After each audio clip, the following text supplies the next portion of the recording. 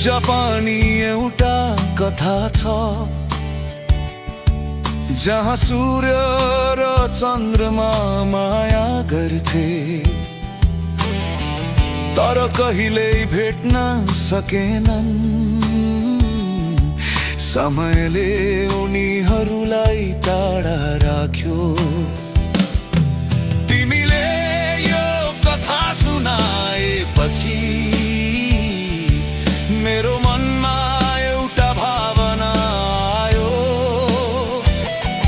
सायद हाम्रो कथा पनि त्यस्तै हो, नबोलेको तर महसुस भएको। म माया गर्छु भन्न सकिन, सायद त्यो केवल सम्म थियो, तर मनभित्र कहिले काहीँ लाग्छ त्यो सम्म नै सायद माया थियो।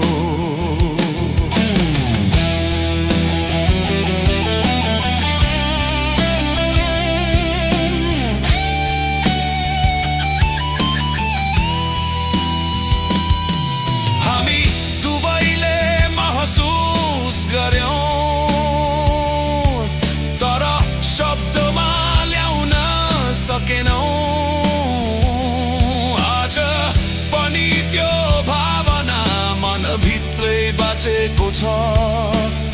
सायद कुनै दिन हामी पनि भेटौँला, ग्रहण जस्तै एकछिनका लागि भए पनि, तर त्यो केवल भावना हो, वाचा होइन। म तिमीलाई अझै पनि सम्झन्छु, शब्द बिना, आवाज बिना। नबोलेको माया कहिल्यै हराउँदैन, केवल मनभित्र बसिरहन्छ।